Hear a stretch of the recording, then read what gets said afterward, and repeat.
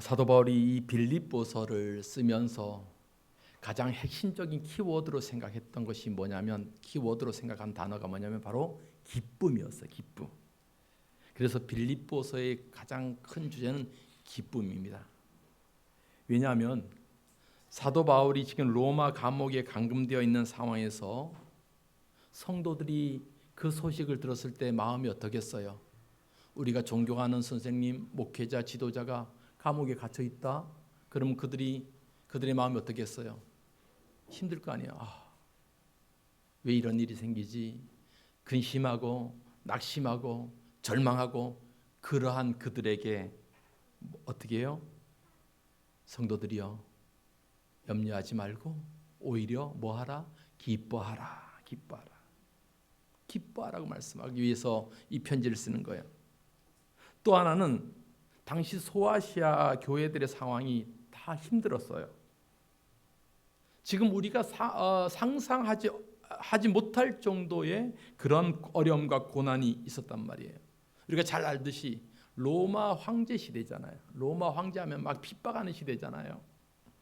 그러니까 우리가 잘 아는 네로 황제 이런 시대를 살고 있단 말이에요. 그러니까 그러한 상황 속에서 성도들이 예수 믿는다는 건 너무나도 큰 희생을 치러야 돼요. 더군다나 유대인들이 얼마나 회방하는지 몰라요. 그러한 상황에서 예수 그리스도에 대한 신앙을 지키고 살아간다는 건 여간 어려운 일이 아니란 말입니다. 그렇기 때문에 사도 바울은 그들을 권면하면서 뭐라고 말하냐면, 기뻐하라, 내가 다시 말하노니 기뻐하라 라고 하고 있습니다. 자, 오늘 본문 말씀 4절 같이 한번 읽을까요? 시작. 주 안에서 항상 기뻐하라, 내가 다시 말하노니 기뻐하라. 여러분, 항상 기뻐하라. 옆에 사람 보십시오. 기뻐하는 표정이 나타나는가 안 나타나는가. 시작. 옆에 한번 보십시오. 예, 항상 기뻐하라. 항상 기뻐. 여러분, 제가 오래전에 그 노인대학, 그러니까 교회들마다 이제 실버 스쿨 이런 거 있어요. 어른들 최소 65세 이상, 70세 이상만 모이시는 그런 예배에 이러한 얘기를 했어요. 사람이 나이 들어가고 그러면 육신이 약해지고, 그러다 보면 식욕도 떨어지고 삶의 흥미도 예전 같지 않고 의욕도 사라지고 활동성도 둔해지고 그럽니다. 또 그 중에 하나가 뭐냐면 뭘 잃어가요? 웃음을 잃어가요. 웃음을 잃어가요. 여러분, 한번 스스로를 점검해 보세요. 내가 요즘 잘 웃지 않는다고 생각하면 그것은 늙었다는 거예요. 잘 웃어야 돼. 잘 웃어야 돼. 내가 지금 옛날에 내가 웃음이 참 많았는데 잘 안 웃는다. 그럼 내 감정이 많이 묻어졌고 늙어가는구나라는 거예요. 그래서 오늘날 현대인들도 이 웃음을 점점 잃어가고 살아가고 있어요. 그래서 억지로라도 웃어야 됩니다 하면서 개발된 것이 뭐예요? 웃음 치료란 말이에요. 그러면서 막 웃어요. 하하하 호호 막 박수 치면서 웃고 막 웃는단 말이에요. 여러분, 웃음이라는 것은 결국은 기쁨의 결과로 나타나는 감정이잖아요. 사도 바울은 지금 빌립보 성도들에게 기뻐해라라고 권면하고 있어요. 왜냐하면 이 빌립보 성도들과 사도 바울이 기뻐한다는 것은 사도 바울이 이 빌립보 성도들에게 너무나도 이 기쁨이, 사도 바울이 가졌던 그 기쁨이 무엇인가를 잘 알기 때문에 이 얘기를 해주는 거예요. 왜냐하면은 우리가 사도행전 16장에 보면은 이제 사도 바울이 성령의 인도하심에 따라서 아시아에서 마게도냐, 그러니까 유럽이라는 곳으로 건너가요. 유럽 대륙으로. 그 유럽 대륙으로 건너가서 가장 먼저 맞이했던 도성이 어떤 도성이요? 빌립보 도성이요. 지금 이 성도들, 그러니까 이 편지를 받고 있는 성도들이 있습니다. 이 빌립보라는 곳에 가서 아무도 아는 사람도 없고 낯선 곳에 가서 복음을 전해야 되는데 쉽지 않는단 말이죠. 그럼에도 사도 바울은 그곳에서 빌립보 도성에서 담대하게 복음을 전합니다. 빌립보 사람들이여 들으십시오. 나는 예수를 믿는 사람입니다. 우리 예수님은 우리의 구원주 메시아입니다. 우리의 죄를 사하기 위해서 십자가에 달려 돌아가셨지만 3일 만에 부활하셨습니다. 그분의 부활이 우리를 살립니다. 그래서 우리는 예수 믿어야 됩니다 라고 빌립보 도성에서 복음을 전했습니다. 여러분, 이건 복음 전하고 전도하는 일은 참 감사한 일이고 흥분되는 일입니다. 그러나 그 결과는 어떻겠어요? 고난이요. 핍박이요. 빌립보 사람들이 이 복음을 전했던 사도 바울과 실라를 붙잡아서 때리고 돌로 치고 감옥에 가뒀단 말이에요. 이 복음을 전했다는 이유로. 그 말씀이 사도행전 16장 22절 23절에 나옵니다. 같이 읽겠습니다. 무리가 일제히 일어나 고발하니 상관들이 옷을 찢어버리고 매로 치라 하여 많이 친 후에 옥에 가두고 간수에게 명하여 든든히 지키라 하니, 예, 옷을 다 벗기고 매를 치는 거예요. 한두 대 친 게 아니고 많이 쳤어요. 거반 죽을 정도로, 기절할 정도로 매를 치고 감옥에 가두었어요. 죽도록 맞고 빌립보 지하 감옥에 가두어져 있단 말이에요. 여러분, 이 상황을 우리가 직접 겪었다고 생각해 보세요. 아니, 하나님이 나를 선교사로 보내갖고 안 가려고 했는데 선교지로 갔어요. 가서 복음 전하다가 사람들에게 맞고 돌 던짐을 당하고, 그래서 깜깜한 감옥 지하에 갇혔다고 생각해 보세요. 여러분, 얼마나 힘들겠어요. 하나님 원망하겠어요, 안 하겠어요? 나보다 다 신앙이 좋아갖고 진짜 가둬놔야 되나 한번 해봐야 되는가. 형진 형제 안 할 거요? 해요? 또 마음이 금세 바뀌었네. 속상하죠. 하나님, 이게 뭡니까? 이게 내가 가려고 해서 온 것도 아니고 하나님께서 강권해서 보내셔갖고 이곳에 와서 복음 전했는데 꽃길은커녕 오히려 가시밭길, 고난의 길, 힘든 길, 나 이렇게 매맞고 죽도록 되어서 감옥에 갇혀 있는데 하나님 어떻게 하실 거예요? 내 인생 어떻게 하실 거예요? 하나님 정말로 나와 함께 하시는 거 맞아요? 하나님 살아계신 거 맞아요? 보상하세요, 보상. 뭘로 보상할 거예요? 막 안 따지겠어요? 그러나 사도 바울과 그 감옥에 갇혀 있던 신라는 어떻게 했습니까?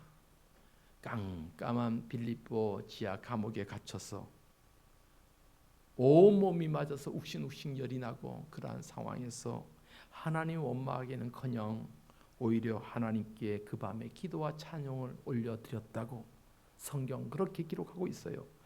사도행전 16장 25절 볼까요? 시작. 한밤중에 바울과 실라가 기도하고 하나님을 찬송하며 죄수들이 듣더라. 예. 그 밤에 뭔 힘이 남아 있어갖고 하나님께 기도하고 하나님을 찬송하는 거예요. 어떤 찬송인지 몰랐지만 제 생각엔 이러한 찬송인 것 같아요.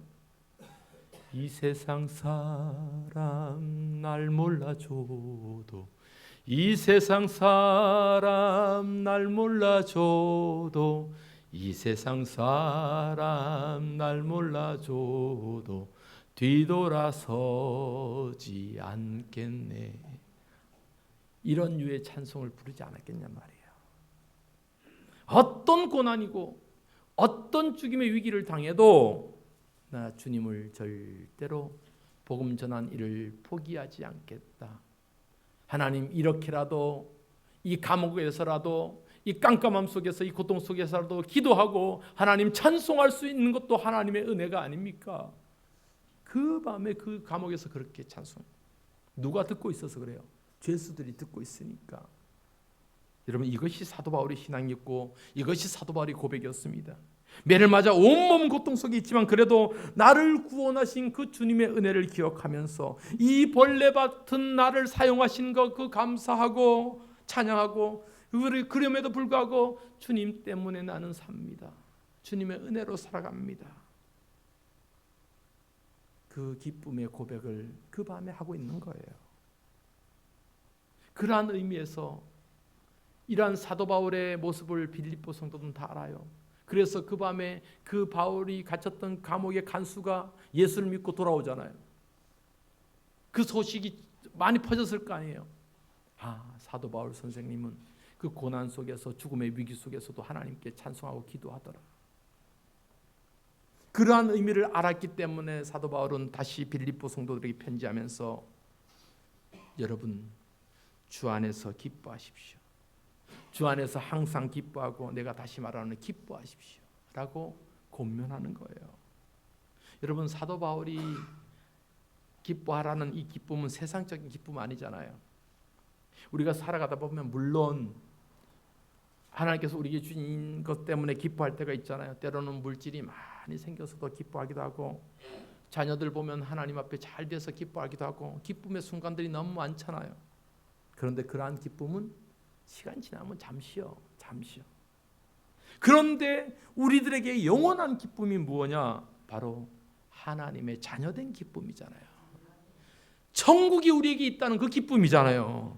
그 기쁨을 주 안에서 누릴 수 있다는 거, 여러분의 특권임을 기억할 수 있기를 바랍니다.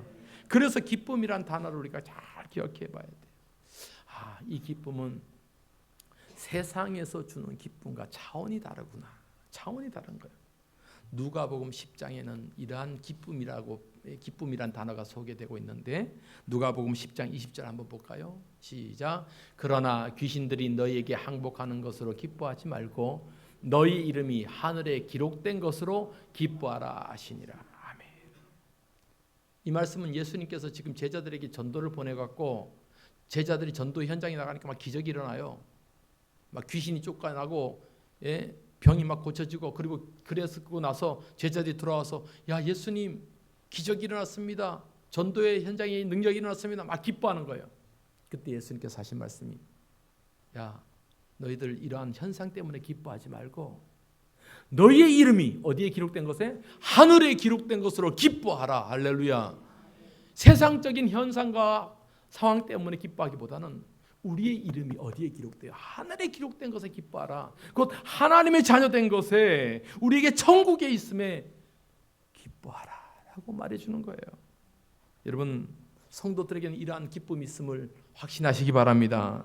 세상 살아가면서 그때 느끼는 그 기쁨도 감사하지만, 우리에게는 영원한 천국이 있고 하나님의 자녀가 되었음을 감사하며 주 안에서 기뻐하는 그 기쁨은 이 세상 어느 것과도 비교할 수 없는 거예요. 비교할 수 없는 거예요. 그래서 우리는 구약의 선지자 하박국 선지자처럼 이렇게 고백해야 돼요. 나에게 아무것도 없어도 난 누구로 말미암아 기뻐해요? 여호와 하나님으로 말미암아 기뻐한다. 할렐루야. 예, 하박국서 3장 17절 말씀입니다. 시작. 비록 무화과 나무가 무성하지 못하며 포도나무에 열매가 없으며 감람나무에 소출이 없으며 밭에 먹을 것이 없으며 우리의 양이 없으며 외양간에 소가 없을지라도 나는 여호와로 말미암아 즐거워하며 나의 구원의 하나님으로 말미암아 기뻐하리로다. 아멘. 나는 여호와로 말미암아 즐거워하며 하나님으로 말미암아 기뻐하리로다. 할렐루야. 여러분, 이 기쁨을 빼앗기지 마십시다. 이 기쁨을 놓치지 않는 저와 여러분 되기를 바랍니다. 여러분, 기뻐하라. 다시 말하는 기뻐하라. 이것이 첫 번째 권면이었어요. 두 번째 권면은 뭐냐면 성도들의 관용하는 삶이에요. 서로 용서하는 삶을 얘기해 주는 거예요. 오늘 5절 말씀 볼까요? 오늘 보면 5절 말씀 시작. 너희 관용을 모든 사람에게 알게 하라. 주께서 가까우시니라. 예, 관용을, 여기서 관용이라는 말은 에피에이케스라는 말. 에피라는 말은 뭐뭐에 대하여, 에이케스, 에이코는 복종하다는 거예요. 그러니까 사람들에 대해서 복종하는 거예요. 내가. 그러니까 다른 사람보다 높이 있는 것이 아니고 다른 사람 밑에 있는 거예요. 자기를 다른 사람 앞에서 낮추는 거예요. 이러한 의미를 갖고 어떻게 하라는 거예요? 관용이라는 말은 내가 남을 용서할 준비가 되어 있는 마음을 관용이라고 하는 거예요. 그러니까 넓은 마음이에요. 남을 품을 수 있는 이 마음을 관용이라는 표현을 쓰고 있습니다. 참 의미가 좋은 단어인 것 같아요. 왜 사도 바울이 빌립보 성도들에게 관용하라라고 말씀하고 있는가, 권면하고 있는가, 한번 이거 생각해 봐야 돼요. 왜? 야, 성도들이여, 세상 사람들, 너희 주변에 있는 사람들을 위해서 관용해서 모든 사람들이 알게 해라, 용서하라, 이 말을 하고 있는가? 여러분, 앞서도 얘기했지만 당시 상황을 생각해 보면은 지금 성도들이 고난 속에서 핍박 속에 살아가고 있는 시대. 그러면서 신앙을 지키고 있단 말이에요. 그러니까 그러다 보니까 어떻게 해요? 억울한 누명을 쓰기도 하고 이유 없는 핍박을 당하기도 해요. 옆집 사람이 일러요. 로마 군정들에게 또 유대인들에게 저 사람 예수 믿는 사람이더라. 저 사람 예배하는 것 나 봤다. 막 이런단 말이에요. 그러니까 막 거기서 핍박을 당하고 어려움을 당하니까 우리의 마음속에 어떻게 해요? 저 옆집 사람 내가 평소에 자기들 빵이 없으면 내가 빵도 갖다 주고, 또 애 우유가 떨어지면 내가 우유도 사다 주고, 그렇게 좋은 일만 해줬는데 나를 고발해라고 분노의 마음이 왜 안 생기겠어요? 왜 안 생기겠어요? 그 마음에 상처를 입고 고난을 당하고 배신감을 당하고 그러한 상황이 비일비재하게 일어나지 않겠냔 말이에요. 그럴 때 사도 바울이 뭐라고요? 관용해라, 관용해라. 즉 그들을 미워하지 말고 용서하라라고 말씀하는 거예요. 여러분 결코 쉬운 것은 아닙니다. 그럼에도 성도들이 가져야 될 마음이 뭐예요? 관용, 용서하는 마음이에요. 왜 그래야 되느냐? 주께서 가까이 계시기 때문에. 주께서 가까우시니라. 여러분 우리가 용서해야 될 이유에 대해서 말씀해 주고 있는 거예요. 왜 용서해야 돼요? 우리 자신이 용서받은 자들이기 때문이에요. 용서받은 자들이요. 내가 죽을 죄인의 모습에서 용서받았기 때문에 용서해 줘야 된다. 주님이 가까이 계신다. 주님의 임재가 가까이 계신다. 그래서 마태복음 18장에 보면은 예수님께서 용서할 줄 모르는 종에 대한 비유를 말씀하고 있어요. 베드로가 이런 질문해요. 예수님, 나를 힘들게 하고 나에게 못되게 한 사람 7번이라도 용서해야 됩니까? 라고 하니까 예수님께서 뭐라고 말씀하냐? 7번 아니라 70번이라도 용서해라 라고 말씀하면서 왜 용서해야 되는지를 비유로 말씀하셔요. 어느 한 사람이 주인에게 큰 빚을 졌어요. 1만 달란트라는 큰 빚을 졌어요. 1만 달란트가 얼마냐면은 상상이 안 되는 돈이요. 여러분 우리나라 한 해 예산이 얼마인 줄 알아요? 모르죠. 얼마 될 것 같아요? 주영이 대략. 하여튼 너 1,000만 원도 없는데 우리나라 1년 예산을 뭐 상상하겠어? 하기원 얼마 될 것 같아요? 일단 조 단위는 되겠죠. 네, 얼마 될 것 같아요? 꿀먹은 벙어리 이렇게 얼마 권산이 15조. 아이고 그거 갖다가 나라 못 살아요. 형편 못 살아요. 600조 이상이 됩니다. 600조. 예. 뭐 600조 하니까 실감이 안 나잖아요. 뭐 600만 원도 없는데 뭐 600조. 여기서 이 빚진 자 1만 달란트 빚진 자는 엄청 평생을 다 해도 못 갚는 거야. 못 갚는 거예요. 그런데 이제 빚을 안 갚으면 어떻게 감옥에 가잖아요. 근데 주인이 딱 보고 그를 용서해 줬어요. 야, 내 용서해 줄 테니까 다시 한번 잘 살아봐라. 용서받았어요. 얼마나 감사해요. 내가 도저히 갚을 수 없는 그 무거운 빚의 짐을 에서 자유롭게 되었으니까 얼마나 감사해요. 그 집에 돌아왔어요. 그런데 그 사람에게 빚진 또 다른 사람이 있어요. 빚 많이 진 것도 아니에요. 몇 달만 참아주면 충분히 갚을 수 있는 빚을 돈을 꽂았는데 그 사람이 사장님 며칠만 참아주세요. 한 달만 기다려주세요 하니까 용서했어요? 안 했어요? 용서하지 않은 거예요. 그래서 경찰서 데리고 가서 고소하고 감옥에 가게 했단 말이에요. 이 소식을 다른 하인들이 주인에게 알렸어요. 그 사람을 불러다가 뭐라 해요? 야, 너는 도무지 갚을 수 없는 빚을 내가 탕감해 줬는데 너에게 조금 빚진 사람을 너가 용서해 주지 않고 그렇게 하는 행동이 맞느냐? 그러면서 책망하는 장면이 나오는 거예요. 그 말씀이 마태복음 18장에 이렇게 기록하고 있습니다. 시작. 내가 너를 불쌍히 여긴 것 같이 너도 내 동료를 불쌍히 여김이 마땅하지 아니하냐 하고 주인이 노하여 그 빚을 다 갚도록 그를 옥졸들에게 넘기니라.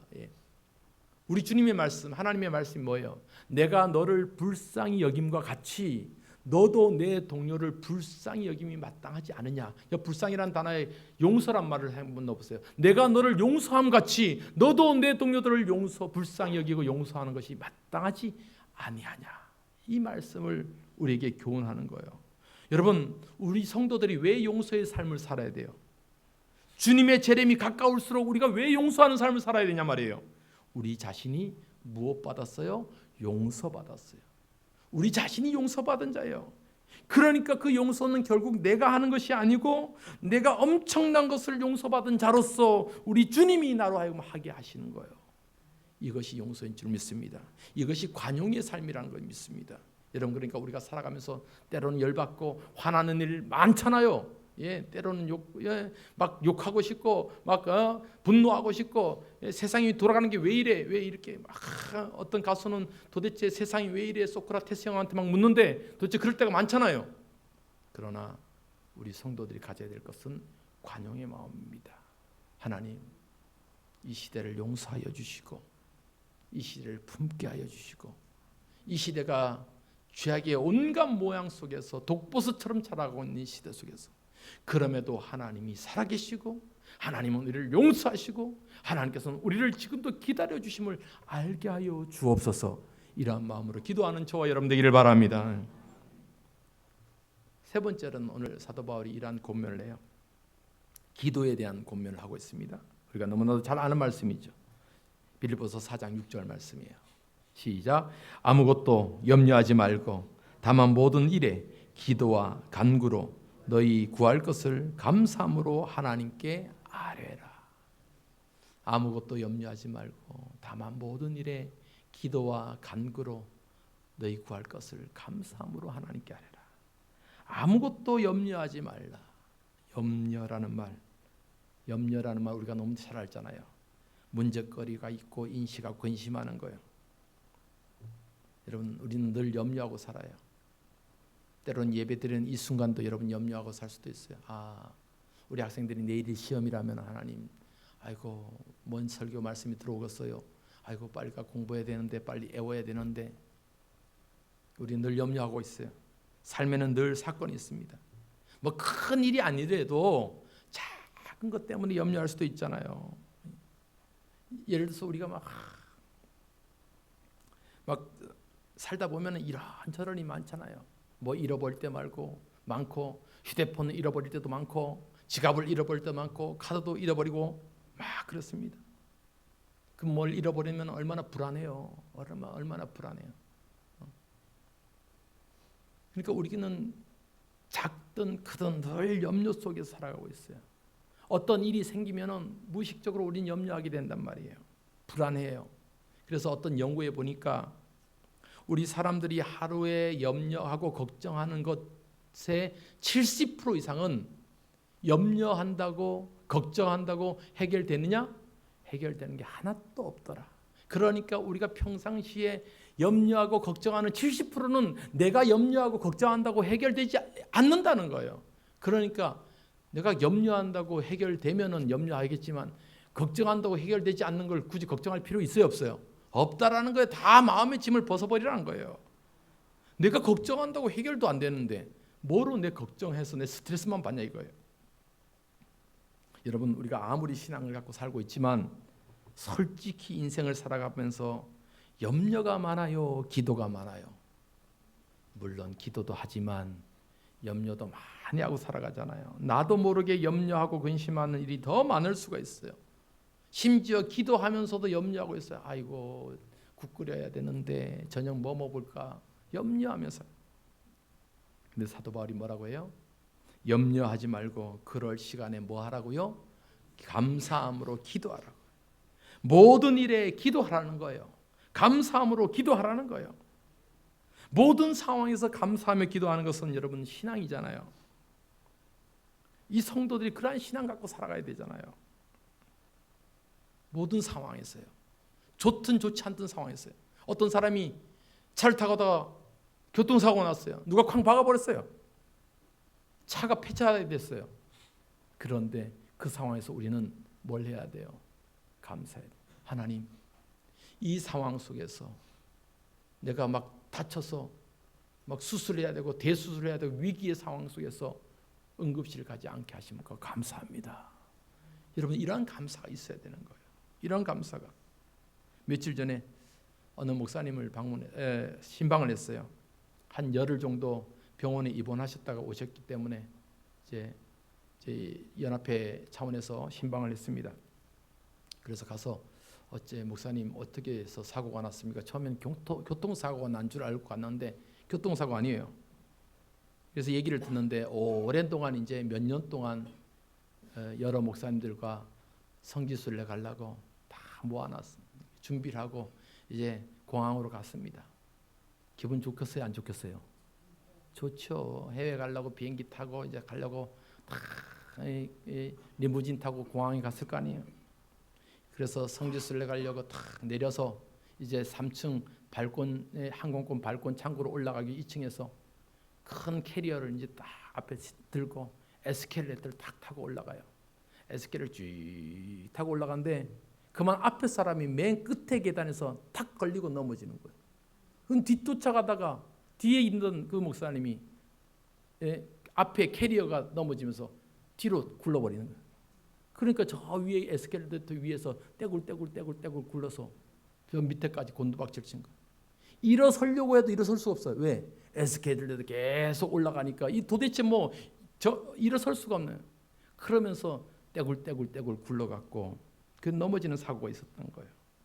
머리도 받치고 어깨도 받치고 그러한 상황에서 이제 앰뷸런스에 실려갖고 병원에 간 거죠. 그러다가 열흘 동안 입원하고 이제 겨우 이제 돌아왔다 그래요. 다른 사람들은 여행 다 마치고 귀국했는데 이 목사님은 병원에서 열흘 입원해 있다가 이렇게 이제 퇴원하게 된 거예요. 여러분 상황만 보면은 열 바꿨어요, 안 바꿨어요? 화나죠. 그럼에도 감사할 이유가 뭐냐? 이분이 여자 목사님이시거든요. 나이도 적지 않아요. 그런데 그 에스컬레이터에서 떼굴 굴를 때 머리가 안 깨지고 팔다리 안 부러지고 조그만 타박상 입은 것에 감사할 수 있어야 되는 거죠. 물론 여행 못 간 거 속상하죠. 그런데 그러한 상황에서 하나님, 나 더 크게 안 다치고 어떤 사람은 에스컬레이터에 넘어져서 죽기도 하는데 머리도 안 깨지고 하나님 팔도 안 부러지고 하나님 그래도 감사합니다. 여러분 이것이 성숙한 신앙의 모습 아니겠습니까? 그래서 사도 바울이 말합니다. 어떠한 상황에서도 감사하라. 하나님께 기도하라. 그러면 하나님께서 무엇이라고 응답하여 주시냐? 우리 마음을 뭐로 붙잡아줘요?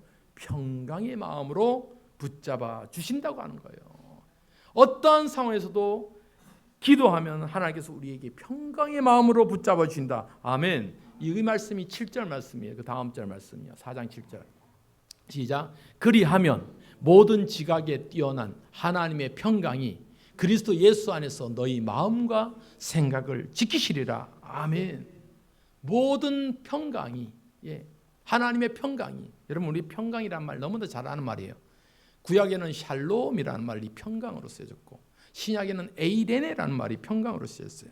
이 평강이라는 말이 우리의 마음에 안정을 주는 말이거든요. 우리 마음을 평안하게 만드는 거거든요. 그러니까 6절에 모든 일에 우리가 기도해야 될 것, 여기서 모든 일은 좋은 일보다 안 좋은 일을 얘기하는 거예요. 안 좋고 힘들고 원치 않은 상황이 생겼을 때라도 뭐 하라고요? 감사함으로 하나님께 기도하면 하나님의 평강이 우리를 붙잡아 주신다. 여러분 이 말씀을 꼭 기억할 수 있기를 바랍니다. 여러분 우리가 막 안 좋은 일 생길 때 마음이 막 요동치잖아요. 내가 누구한테 사기를 당했을 때 막 열받잖아요. 막 분노에 의해서 막 화가 치밀어 오잖아요. 화병 생기잖아요. 누가 나 배신했을 때, 누가 나를 뒷담화했을 때 막 화가 나잖아요. 또 안 좋은 일이 생겼을 때 앞서 목사님처럼 여행 몇 년 동안 기대했던 그 여행을 그 공항에서 못 가게 됐을 때 화가 날 거 아니에요. 그럴 때 감사함으로 기도해래요. 그러면 하나님께서 뭐로 응답하시냐? 환경으로 응답하시는 게 아니라 평강으로 내 마음과 생각을 지키는 거예요.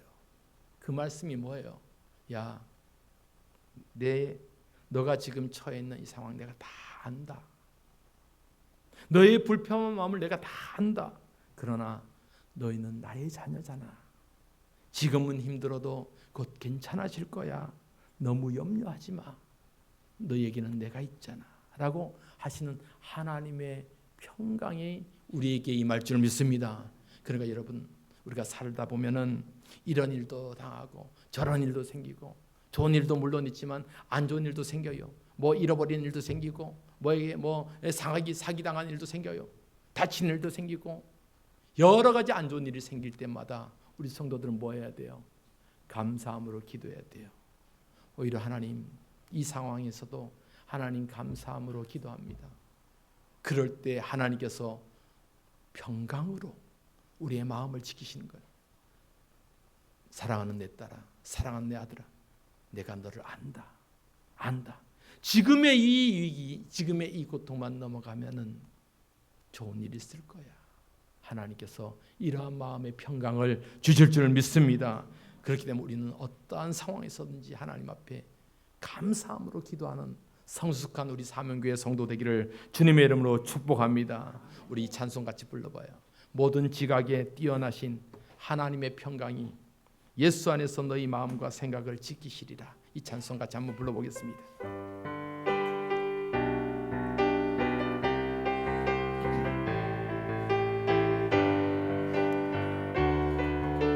모든 지각에 뛰어나신 모든 지각에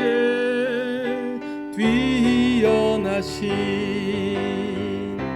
하나님의 평강이 예수 안에서 너의 마음과 너의 생각을 아멘 믿습니다. 모든 지각에 뛰어나신 모든 지각에 뛰어나신 하나님의 평강이 아멘 예수 안에서 너의 마음과 너의 생각을 지키리 아멘 아무것도 너는 염려치 말고 오직 기도와 간구로 하나님께 너희 구할 것을 감사함으로 아뢰라 아무것도 염려하지 말고 너는 염려치 말고 오직 기도와 간구로 아멘 하나님께 너희 구할 것을 감사함으로 아뢰라 아멘. 이 시간 우리 같이 한번 오늘 말씀을 기억하면서 그렇습니다. 내가 살아가다 보면 이러한 상황 저러한 상황 안 좋은 상황도 생기고 힘든 상황도 생깁니다. 그러할 때마다 우리 주님 우리에게 말씀하십니다. 모든 일에 감사함으로 하나님께 기도하라. 그리하면 하나님의 평강이 우리의 마음과 뜻을 지키신다. 하나님 이 말씀을 기억하면서 하나님 그렇습니다. 우리의 삶의 모든 상황 속에서 어떤 상황에도 감사하며 기도하는 신앙 되게 하여 주옵소서. 합심해서 함께 기도하시겠습니다. 하나님 아버지 그렇습니다. 하나님 우리의 삶 우리의 신앙 가운데 아버지 하나님 그렇게 살기를 원합니다. 나에게 주어진 어떠한 상황과 환경 속에서도 하나님 앞에 감사함으로 기도하는 신앙 되게 도와주옵소서. 사업을 하는 또 아버지 하나님 성도들 가운데서 장사가 잘 될 때도 감사하지만 힘들고 어려울 때도 하나님 앞에 감사함으로 기도할 때 하나님께서 우리의 마음에 평강을 주실 줄 믿습니다. 어떤 상황 속에서도 하나님 앞에 감사로 기도하는 우리 모든 사명교회 성도들 될 수 있도록 축복하여 주옵소서. 감사합니다. 하나님 아버지 오직 우리 마음의 평강으로 인도하시는 하나님의 그 은혜를 기억하면서 우리의 삶의 순간순간 모든 순간을 감사함으로 기도하는 우리 성도들 되게 하여 주옵소서. 예수님의 이름으로 기도하옵나이다. 아멘.